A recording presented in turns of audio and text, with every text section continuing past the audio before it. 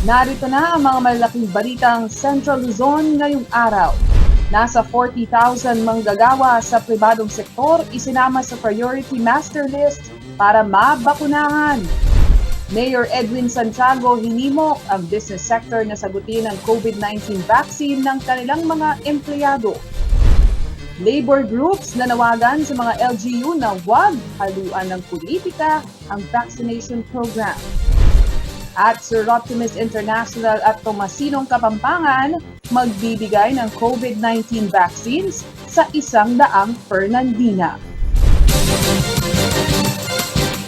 Maya Pabay, Pampanga, magandang gabi Central Luzon. Ako si Nicolette Henson Tizon. Narito na ang mga nanguna at tinutukang balita ng CLTV News. Tinatayang nasa 40,000 manggagawa sa pribadong sektor ang isinama sa master list ng mga economic frontliner ng probinsya ng Pampanga para mapaglaanan daw ng bakuna. May napag-usapan na raw kasi ang Pampanga Chamber of Commerce and Industry Incorporated at ang pamahalang panglalawigan upang mapanumbalik ang sigla ng ekonomiya. Narito ang ulat ni Paulo G. Santos.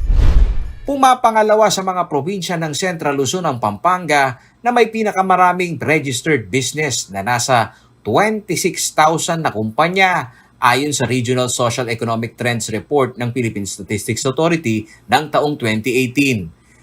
Sa laki ng industriya ng pagnenegosyo sa probinsya na ngayon unti-unting bumabangon mula sa dagok ng pandemya, nasa 40,000 manggagawa ang hiniling ng Pampanga Chamber of Commerce and Industries Incorporated o PAMCHAM sa provincial government na maisama sa priority list na agad na mabakunahan. Nag-uusap kami ng provincial government, si Governor Dennis Delta Pineda, and then kinuha yung requirement namin kung ilan yung possible, the number ng employees ng mga PAMCHAM members. So, nagbigay kami ng number na 40,000 people, no, or employees. Ayon kay PAMCHAM Chairperson Jesnick daw, paborable sa kanila ang ginagawang inisyatibo ng provincial government na bigyan na ng alokasyon sa bakuna ang mga manggagawa. Ilibre man umano ito o ipabayad sa mga kumpanya. Malaking bagay na umano na isama sa prioritization list ang mga economic frontliner. Of course, kung ibibigay ito ng libre, hindi tatanggihan ng business yun. Pero kasi ang naririnig natin palagi ngayon sa mga balita is that government will shoulder all the expenses for the vaccines. So nakakalito eh. Ang reklamo naman ng PAMCHAM ang hindi sentralisadong polisiya sa proseso ng national government sa pagsali ng private sector sa pagbili ng bakuna. Handa naman sana umano silang magbayad para sa kanilang mga empleyado. Ngunit ang obligahin pa umano sila na mag-donate sa gobyerno ay hindi na umano ito tama. Yung iba naman, before, ang sabi nila, we can buy the vaccines but we have to donate 1:1. So, ang business sector, and I'm particular sa Pampanga Chamber, okay lang kami na bayaran yung vaccine. Pero yung magbibigay ng additional donation, meaning 1:1, meron kaming mga members na hindi conforme doon. Matatandaan sa naunang pahayag ni Presidential Advisor for Entrepreneurship and Go Negosyo founder Joey Concepcion, may 200 malalaking kumpanya na umano sa bansa ang nag-pledge sa gobyerno na bumili ng bakuna. Ang AstraZeneca na may base cost na $5 o higit 200 piso per dose umano ang bibilhin ng mga nasa pribadong sektor. Ayon sa opisyal, 30 business leader sa bansa na ang pumirma sa unang batch ng 2.6 million doses na nagkakahalaga ng 700 million pesos. Sa naturang tripartite agreement ng pribadong sektor, kalahati ng biniling bakuna ay idodonate sa gobyerno at inaasahan naman umano itong maidudulot o darating sa second quarter ng taong 2021. Paulo G. Santos, CLTV News. Nais ni City of San Fernando Mayor Edwin Santiago na sagutin ng mga nasa business sector na may kakayahan ang pagpapabakuna sa kanilang mga manggagawa. Tinutulan naman ito ni PAMCHAM past President Rene Romero dahil nasa poder umano dapat ng pamahalaan ang pagbabakuna sa mga economic frontliners. Narito ang detalye. Ako ang tatanungin, privatize na yung pagbabakuna eh. Na yung ang ano ng DOH natin. Sasagutin na lang ng private sector. Yes, dapat eh. Tutulong na. Tutulong na kasi that is part of the economic recovery natin. Without immunity, hindi tayo makakagalaw eh. Ito ang panukala ni City of San Fernando Mayor Edwin Edsa Santiago kaugnay ng pagbubukas ng ekonomiya kung saan kailangan na umanong sagutin ng mga pribadong sektor ang pagbabakuna sa kanilang mga empleyado. Ito'y upang maging mabilis daw ang economic recovery ng bansa na mag-iisang taon na nasa mahigpit na community quarantine. Ayon kay Santiago, maaaring tularan ng mga nasa business sector ng Pampanga ang ginagawa ng mga malalaking kumpanya na may inisyatibo na bakunahan ang kanilang mga empleyado at hindi na ito inaasa pa sa gobyerno. Aminado naman ng alkalde na dagdag bayarin ito para sa mga negosyante. Dagdag sa gastos ng mga stakeholders. Hindi, yung kaya lang. It's a voluntary. Pag private naman na sila mismo eh. We heard that even Jollibee now, MVP group of companies, San Miguel, they are willing to vaccinate their worker eh. Tinutulan naman ito ni dating Pampanga Chamber of Commerce and Industry Incorporated past President at ngayon Board of Director na si Rene Romero. Anya, obligasyon ng pamahalaan ang pagbabakuna sa mayorya ng populasyon ng bansa. At dito sa Pampanga, nauna na umanong inabiso ni Governor Dennis Delta Pineda na isabay sa provincial vaccination program ang mga economic frontliner. In the first place, Paolo, no, I would like to ask the government, and I think the government, ganito rin ang posisyon niya, no?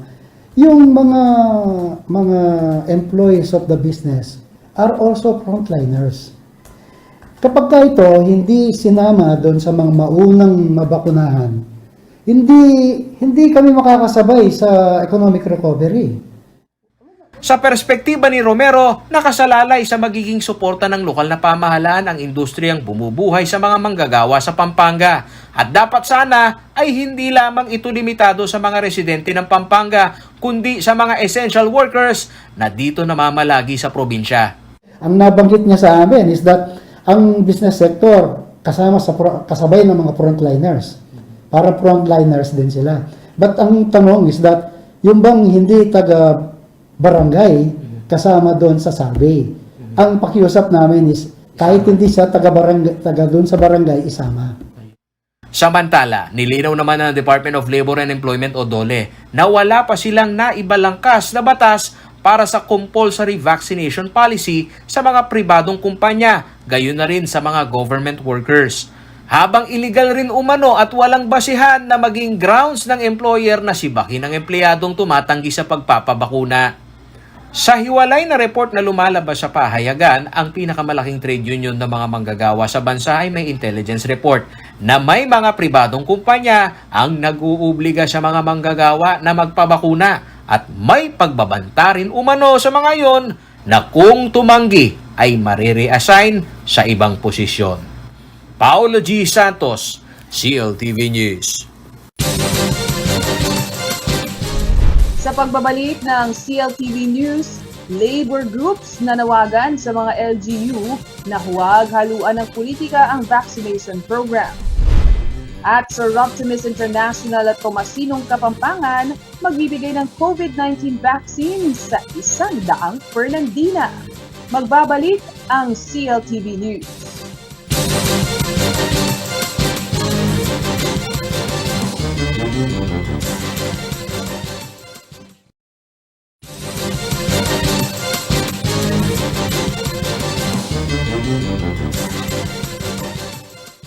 Nagbabalik ang CLTV News at sa iba pang mga naungulang balita, Malaki raw ang tsansa ng korupsyon at pamumulitika sa pag-roll out ng bakuna sa mga lokal na pamahalaan, lalo na ngayong malapit na ang 2022 national and local elections.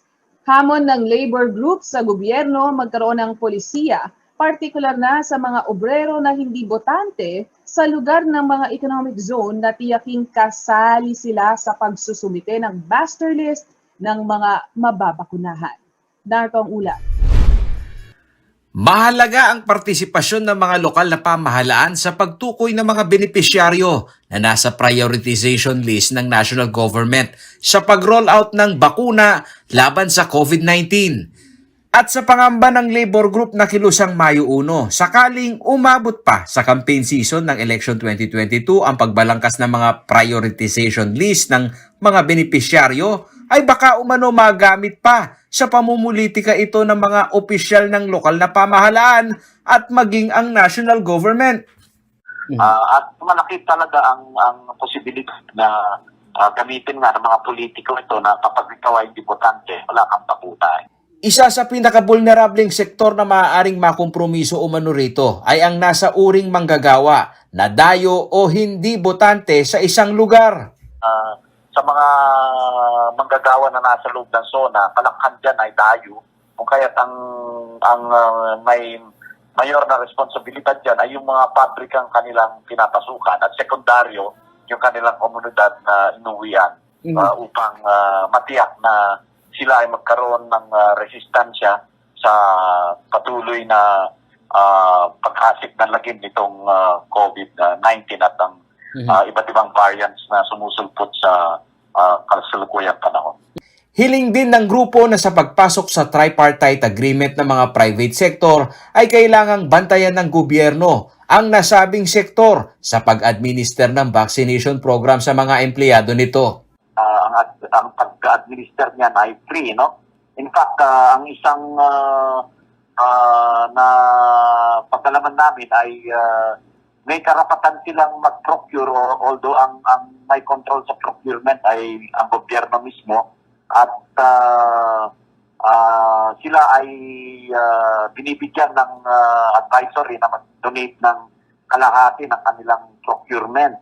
Wala pa naman umanong natatanggap na ulat sa mga labor union na kasapi ng KMU na nagrereklamong mga manggagawa, ngunit kailangang maging mapagbantay at mauna ang pulisiya ng gobyerno kung papaano mairo-roll out sa mga malalaking kumpanya ang pagbabakuna.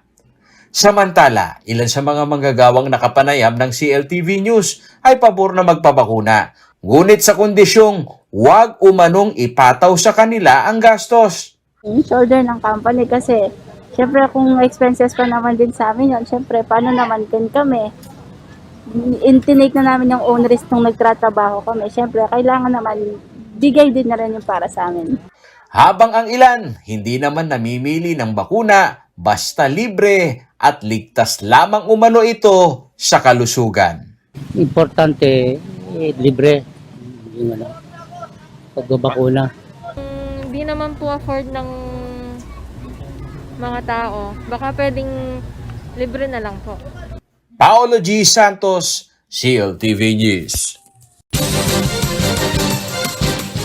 Magbibigay ng 200 doses ng AstraZeneca vaccines ang Sir Optimus International of Pampanga sa city government ng San Fernando. Target ng grupo na mabakunahan ang mga Fernandinang bahagi ng 4Ps at maging ang ilang senior citizens. Si Rainiel Pawid ang may report. Babaeng may boses sa lipunan, babaeng may paninindigan, at higit sa lahat babaeng may maayos na kalusugan. Yan ang hangad ng Sir Optimus International of Pampanga, kung kaya't sa selebrasyon ng International Women's Day ay inanunsyo ng grupo ang pagbibigay ng 200 doses ng AstraZeneca vaccines para sa mga Fernandina. Katuwang nila sa naturang vaccine donation drive ang Tomasinong Kapampangan Group. Prioridad na mapabilang sa mga Fernandinang posibleng mabakunahan sa Abril ay ang mga nasa mahihirap na sektor. Ay siguro yung mga kasama sa 4Ps, yung mga yan, kasi sila yung mga nangangailangan ng tulong. Kasi kailangan natin yon para magkaroon tayo ng sinasabing herd immunity. Inaasahang sa Abril o Mayo pa darating ang mga donated vaccines sa City of San Fernando, kaya naman makikipagtulungan ng women's group sa local IATF para matukoy ang mga recipient. Posible ring mapabilang sa mabibigyan ng bakuna ang mga senior citizen na willing tumanggap ng AstraZeneca vaccines. And it is the vaccine administered to Queen Elizabeth of England. So it is good also for people of the senior citizen age. Samantala, patuloy naman ang Gender Equality at Livelihood Program ng City of San Fernando para sa mga kababaihan. Bahagi rin ng programa ng syudad ang Zero Violence Against Women. Binabantayan na lang natin yung protection, equality, yung against violence. So sila ay the true empowerment of women. Nakatakdaring magsagawa ng kaliwat ng online women empowerment seminar sa buong Pampanga ngayong Marso. Rainiel Pawid, CLTV News.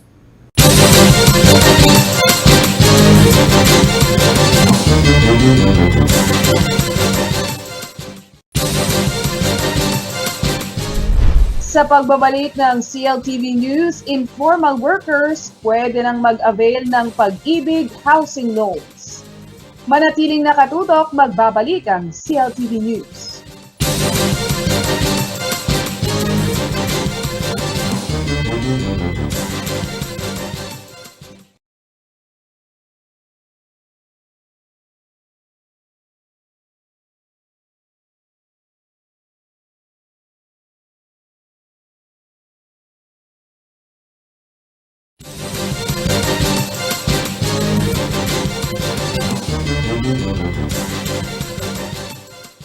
Nagbabalik ang CLTV News at sa iba pang mga nangunang balita, pasok na sa Pag-ibig Housing Loan ang mga informal workers na dati hirap sa pagkuha ng pabahay dahil sa kawalan ng Certificate of Employment kahit pa may regular namang income. Yan ang ginarantiyahan ng Department of Human Settlement and Urban Development sa kanilang pagbisita sa Severa, Mabalacat na binansagan namang model community. Narito ang ulat ni Rainiel Pawid.